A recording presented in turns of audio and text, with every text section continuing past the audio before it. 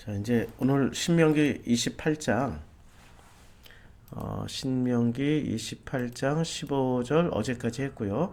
이제 16절, 내가 성읍에서도 저주를 받으며 들에서도 저주를 받을 것이요 라고. 이것은 지난번에 했던 역순이잖아요. 축복의 역순. 어디서도 저주를 받아요? 똑같이. 예, 성읍에서도 복을 받고 들에서도 복을 받을 것이며 내 광주리와 떡반죽 그릇이 복을 받을 것이며. 요새 역순이잖아요.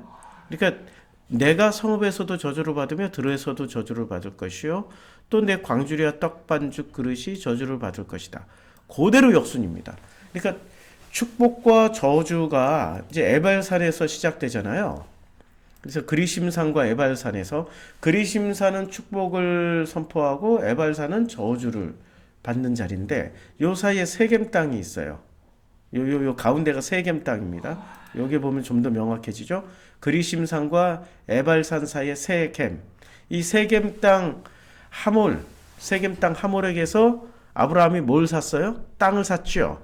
그 땅을 산 땅 안에 굴이 있었죠. 그 굴 이름이 막벨라 굴이에요. 그러니까 막벨라 굴은 어디와 어디 사이에 있어요? 축복과 저주 사이에 있는 거예요. 축복과 저주가 하나라는 거예요. 하나. 그러니까 구원받는 상징이 어디서? 구약 성경에 구원받는 상징은 첫째 막벨라 굴에 묻히면 돼. 아브라함, 이삭, 야곱 때까지는. 요셉 때까지. 아브라함, 이삭, 야곱. 예, 아브라함, 이삭, 야곱까지는 막벨라 굴에 묻히면 되고요. 그 다음에 그 요셉 때부터는 어디로 돌아가야 돼요? 막벨라 굴에는 못 들어가니까. 왜냐면 예, 이집트에서 살았고 여기는 가나안 땅이니까. 그래서 조상에게로 돌아가야 돼요. 조상에게로. 그래서 구약 성경에서는 그 창세기, 출애굽, 레위기, 민수기, 신명기에서는 구원받는 방식이 딱 이렇게 정해져 있어요. 막벨라굴로 들어가면 돼요. 막벨라굴. 그래, 자 보세요. 막벨라굴로 들어간 사람들이 몇 명이나 될까요? 막벨라가 이건가? 벨자가? 그가 그의 반머리에 있는 막벨라굴을 내게 주도록 하되 충분한 대가를 받고 그 굴을 내게 주어 당신들 중에 매장할 소유주가 되기를 원하노라 하므로 이제 마므레암 막벨라에 있는 에브론의 밭 그 밭과 거기 속한 굴과 그 밭과 그 주위에 돌린 모든 나무가 이제 그 소유가 됐어요. 그 후에 아브라함의 아내 사라를 가나안 땅 마므레암 막벨라 굴의 막벨라 밭 그 굴에 장사하였더라. 마므레는 곧 헤브론이라. 헤브론이죠. 이거 중요한 땅이에요. 예. 이 헤브론 땅을 누가 다시 되찾았어요? 예, 갈렙이 원래 그나스족인데 유다족 속으로 편입돼서 갈렙이 했어요. 그 다음에 그의 아들들인 이삭과 이스마엘이 그를 마므라 핵족 속 소알의 아들 에브론의 밭에 있는 막벨라굴의 장사하였어요. 그의 아들들인 이삭과 이스마엘이 누구를? 아브라함을. 예, 아브라함. 그 다음에 이 굴은 가나안 땅 마므레암 막벨라굴에 있는 것이라. 아브라함이 햇사람 에브론에게서 밭과 함께 사서 그의 매장지를 삼았으므로. 계속 이 중요하게 계속 반복되고 있잖아요. 그를 가나안 땅으로 메어다가 마므레암 막벨라굴 밭굴에 장사를 하였어요. 예, 야곱이죠. 예. 그러니까 막벨라굴에 묻힌 사람들은 아브라함, 이삭, 야곱 다 묻혔고 또 누가 묻혔어요? 예. 리브가 묻혔고 그다음에 사레 묻혔고 또 누가 묻혔어요? 라헬이에요? 레아예요? 레아가 묻혔고 라헬은 길가에 그냥 묻어버렸어요. 그렇죠? 막벨라굴은 묻혀야 갑니다. 막벨라굴에 안 묻히고 길가에 가면 어디로 갈지 몰라요. 자, 이게 막벨라굴이에요. 그 다음에 조상에게로 돌아갔다. 구약 성경에서 조상이란 단어가 조상.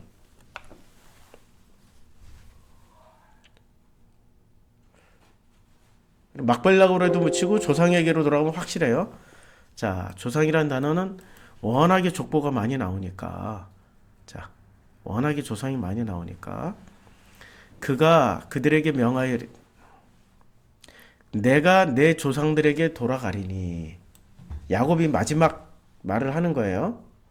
돌아가리니 나를 요셉인 아니 그 야곱인 나를 햇사람 에브론의 밭에 있는 굴에 우리 선조와 함께 장사하라. 그렇죠? 그러니까 조상에게 돌아가는 게 곧 구원받는 거예요. 그래서 하나님이 그 모세에게 이렇게 말씀하십니다. 나는 내 조상의 하나님이니. 조상의 하나님이에요. 아브라함의 하나님, 이삭의 하나님, 야곱의 하나님이라. 이렇게 조상에게로 돌아간다는 말은 누구를 만난다는 얘기예요? 조상의 하나님을 만난다는 얘기예요. 이거 굉장히 중요한 얘기예요. 자, 그래서 모세가 하나님께 아뢰되 내가 이스라엘 자손에게 이르기를 너희 조상의 하나님이 나를 너희에게 보내셨다. 라고 말을 하면 되는 거예요. 그래서 하나님이 또 모세에게 이르시되 너는 이스라엘 자손에게 이같이 이르기를 너희 조상의 하나님 여호와 너희 조상의 하나님 여호와예요. 그리고 어떻게 돼요? 곧 아브라함의 하나님, 이삭의 하나님, 야곱의 하나님께서 나를 너에게 보내셨다 하라. 이는 나의 영원한 이름이요. 그러니까 여호와라는 이름 안에는 뭐가 담겨 있어요? 대대로 기억할 나의 칭호라. 여호와라는 이름을 주셨어요. 여호와 스스로 존재하는 자. 그런데 그 칭호 안에는 뭐가 담겨 있어요? 조상의 하나님, 아브라함의 하나님, 이삭의 하나님, 야곱의 하나님이라는 내용물이 담겨 있는 거예요. 그냥 여호와라는 이름으로 나는 스스로 있는 자니라로 독립해 있는 게 아니고 그 내용물이 담겨져 있는 거예요. 그래서 누구에게로 돌아가야 되면 구원받는 거예요? 조상. 그래서 자꾸 조상에게 가면은 구원받는다라고 제가 말씀드린 거죠. 자, 민수기에 보면 이런 내용이 나옵니다. 아주 민수기 20장에 보면은 아론은 그의 조상들에게 돌아가고, 그치요? 조상에게 돌아갔으니까 아론은 구원받아요. 근데 미리암은 조상에게 돌아가요? 못 돌아가요. 예. 못 돌아갑니다. 그래서 구원의 상징은 조상에게로 돌아가는 거예요. 다시 성경을 보면은 이게 아니구나. 그래서 이제 16절 내가 성읍에서도 저주를 받고 들에서도 저주를 받고 이 저주와 복이 하나라고 어디서 선포가 되어져야 돼요? 그리심산과 에발산에서 선포가 되어지는 거죠. 예. 그리고 저주와 복이 딱 만나는 자리가 세겜 땅 막벨라굴입니다. 기가 막히죠. 그러니까 구원은 저주와 복을 다 해석할 줄 알게 되면 돼. 아, 이게 저주가 아니고 복이구나. 아, 이게 복이 아니라 저주일 수도 있구나. 이걸 다 해석하고 아멘하고 감사함으로 품고 가는 자리가 막벨라굴이라고요. 그래서 바로 이게 나오는 거예요. 지금 앞에 나왔던 성읍에서도 복을 받고 들에서도 복을 받을 것이며 내 광주리와 떡반죽 그릇이 복을 받을 것이며 요게 그대로 되돌려차기로 나오는 거예요. 내가 성읍에서도 저주를 받으며 뭐만 바뀌었어요? 복이 저주로 바뀌었어요. 들에서도 저주를 받을 것이요. 또 내 광주리와 떡반죽 그릇이 저주를 받을 것이다. 이렇게 나왔어요. 그럼 성읍이 어떤 데인지 우리가 지난번 공부했잖아요. 다시 또 공부하자고요. 성읍이 어떤 데인지. 계속 공부해서 나쁠 건 없잖아요. 반복 학습. 왜냐하면 우리가 잘 못 알아들었던 얘기들이니까. 반복 학습. 그래서 16절에 보면은 성읍이 어떤 데라고 번역을 했습니까? 성읍. 이르죠? 근데 이 이르가 최초로 어디서 나와요? 이 이르가 창세기 4장 17절부터 나오죠? 자, 에녹이 아내와 동침하니 이제 그가 잉태하여 에녹을 낳아요. 에녹이 성을 쌓고 그 아들의 이름으로 성을 에녹성이라고 지어요. 그때 이르예요. 그러니까 에녹성이 이르예요. 그 다음에 창세기 10장 11절에 또 나와요. 그가 그 땅에서 아수르와 나아가 니느웨 르호보들과 갈라와 거기 큰 성을 쌓아요. 요게 이르예요. 창세기 11장 4절에 또 말해야 돼. 자, 성과 대를 쌓아. 이게 성이 바로 이르예요. 11장 5절에 여호와께서 인생들의 쌓는 성과 대를 보시려고. 이 성이 바로 이르예요. 11장 8절에 여호와께서 거기서 그들이 온 집에 흩으신 거로 그들이 성 쌓기를 그쳤더라. 그래 이르를 쌓기 그쳤더라. 이게 지금 어디에 나온다고요? 성읍이 어디라고요? 예, 성읍이 바로 이르예요. 이르. 그러니까 전통적으로 이제까지 이르의 출발점은 전부 어디였습니까? 창세기 4장의 에녹성이고요. 창세기 10장의 니므롯성이에요. 창세기 11장의 바벨탑, 바벨성이고요. 그러면 지금 이 성읍이라는 곳은 복을 받을 수 있는 곳이에요? 저주를 받을 수 있는 곳이에요? 저주를 받을 수 있는 곳이죠. 그런데 저주를 받는 곳에서 제일 먼저 복을 주실 때 어디서부터 복을 주세요? 이 모든 복이 내게 임하여 이르리니 성읍에서도 복을 받고 들에서도 복을 받을 것이며 라고 그랬단 말이에요. 그렇죠? 그러니까 어디에서 복을 받아요? 예, 이르. 그러니까 이르라는 도시에서는 무엇이 행해져요? 복음이 왜곡되는 자리라고. 가인의 아들이 에녹이란 말이에요. 그러면 가인은 끝까지 회개하고 끝에 맞아 회개하고 야 내가 잘못했다. 이제는 복음으로 전환해야지라고 했을까요? 끝까지 종교로 갔을까요? 끝까지 종교로 갔기 때문에 가인의 후손 중에 누가 나와요? 니므롯이 나오고 니므롯의 후손 중에 바벨탑을 쌓는 거죠. 그게 지금 성경에서 보여주는 이르의 일관된 모습이잖아요. 창세기에서 보여주는 그 있는 이르의 일관된 모습이라고요. 성읍에. 그러면 성읍의 일관된 모습은 복을 받을 수 있는 자리가 아님에도 불구하고 복을 주시고 그 다음에 거기서 또 저주도 받아. 그렇죠. 그럼 막벨락으로는 어떤 자리냐고요. 복도 받을 수도 있고 저주도 받을 수 있는데 그들이 삶을 다 살아내고 나서 그 굴에 묻힐 때는 복으로 갈지 저주로 갈지 아무도 모른다는 사실인 말이에요. 근데 삶을 어떻게 살아나면은 그들이 막벨라굴이 구원의 상징으로 쓰여지는 거죠. 아브라함의 하나님, 이삭의 하나님, 야곱의 하나님이라고 조상에게로 돌아가야 되니까. 그러면 아브라함, 이삭, 야곱은 어떻게 살았길래 확실하게 구원의 상징으로 막벨라굴이 구원의 상징으로 변환이 됐을까요? 아브라함 하면 또 벌써 또 우리 키워드 나오잖아요. 믿음의 조상. 이삭, 순종의 조상.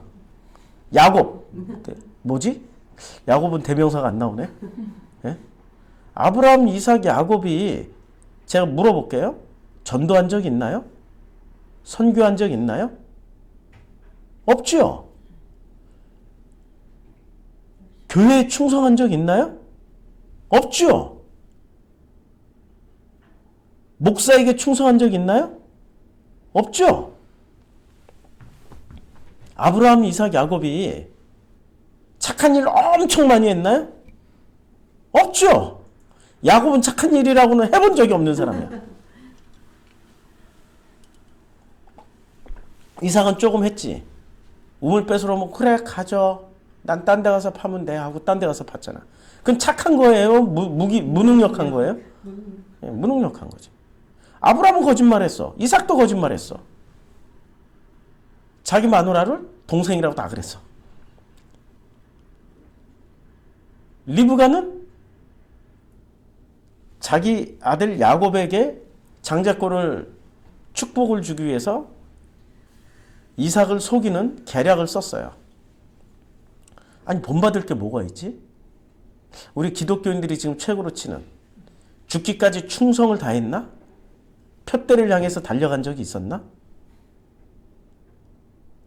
또 무슨 얘기를 했죠? 나를 본받으라고 한 적이 있었나? 없죠. 그런데 그들이 어떻게 믿음의 조상이 될 수 있었죠? 어떻게 조상이 됐냐고요. 세 분의 공통분모는 5장에 나옵니다. 창세기 5장에 보면 공통분모, 여기가 아니구나. 창세기 5장에 보면 공통분모가 나와요. 세 분은 철저하게 어떤 공통분모를 가지고 있었냐면은 에녹처럼 하나님과 동행하며 살았어요. 하나님과 동행하면서 살았어요. 에녹이 하나님과 동행하더니 하나님이 그를 데려가셨어요. 이걸로 끝! 더 이상 설명 필요 없음. 아브라함, 이삭, 야곱의 공통분모는 철저하게 하나님과 동행을 했어요. 그런데 문제는 야곱이야. 하나님과 동행했나? 하나님이 야곱과 동행을 했나? 이거 정말 중요한 얘기예요. 누가 동행을 한 거예요? 야곱은 그래 아브라함, 이삭까지는 여기까지는 이들이 하나님과 동행한 것 같아. 그런데 야곱부터는 좀 헷갈려. 야곱은 하나님과 동행한 거예요? 아니죠. 하나님이 야곱과 동행해버린 거예요. 야곱과 동행했어요. 왜 야곱과 동행했을까요? 축복해줬으니까.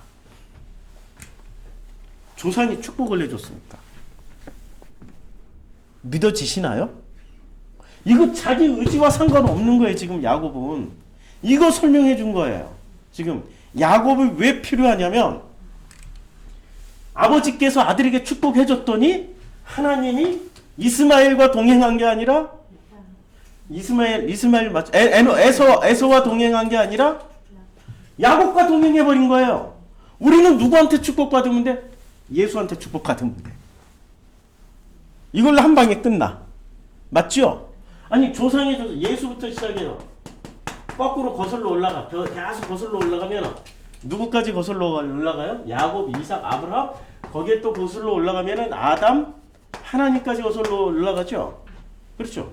그러니까 예수는 하나님의 친자이니까 예수 믿으면 바로 누구에게 축복을 받아요? 네. 그러면은 이분들의 중요한 건 동행이에요. 동행이야, 동행. 그래서 제가 제일 좋아하는 단어가 동행입니다. 내 삶에 누군가가 동행이 있으면은 우리는 결코 외로워서 죽지는 않아요.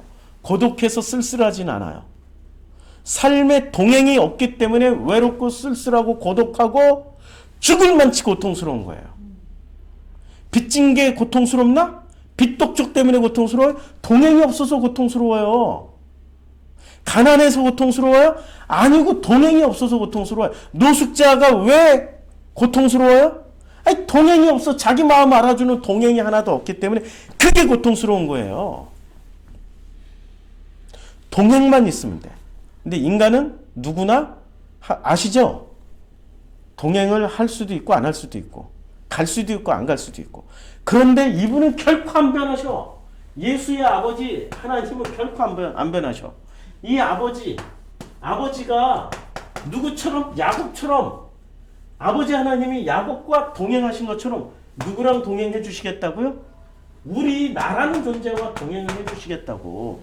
이것을 맹세하신 거 아니에요? 신명기에서. 그게 축복이죠. 그렇죠. 근데 동행하면서도 문제는 동행하면서도 야곱은 이걸 축복이라고 생각했나요? 저주라고 생각했나요? 그러니 레아 가지고 만족을 못하니까 라헬을 얻기 위해서 7년을 또 죽도록 고생을 하잖아요. 그리고 자기가 원하는 라헬을 얻었어. 할렐루야! 얼마나 좋아! 라헬만 사랑해. 레아는 그렇게 뭐 사랑하지도 않고 심지어는 레아에게서 나온 그 자녀들마저도 다 무시해버려.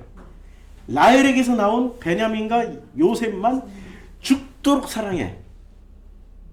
죽도록 사랑하잖아요. 그런데 문제가 발생하죠.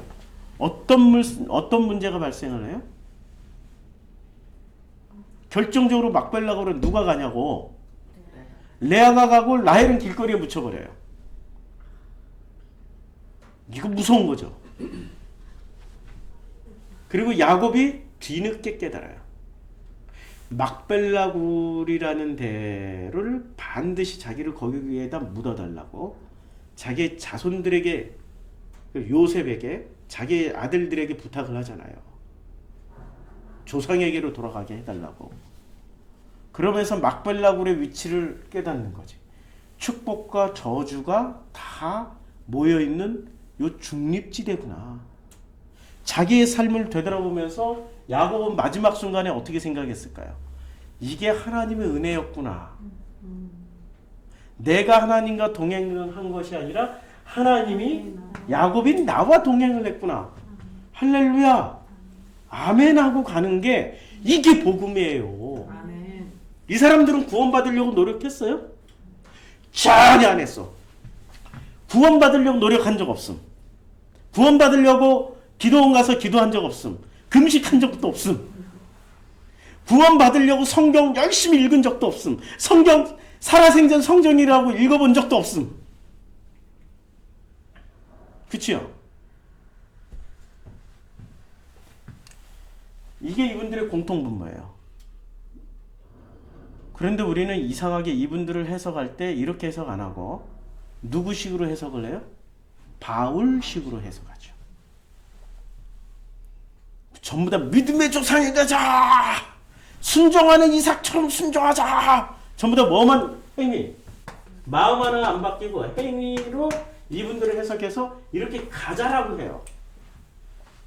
그럼 맨날 이사대 아브라함 닮았으면 맨날 이사대아니에요. 본토 친척 아비 집을 떠나요.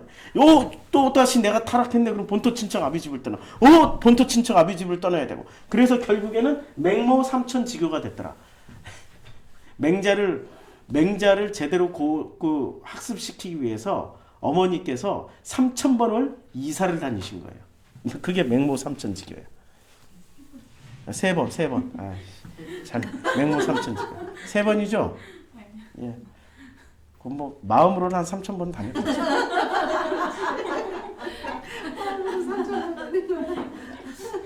삼천 번이라 3만 번이라도 더 다녔을 거야. 그 절을 안 듣고. 자, 아무런 행위를 하는 게 없어요. 그런데 결정적으로 뭐를 한 거예요? 동행. 우리 동행하는 성도님들 됩시다. 아멘.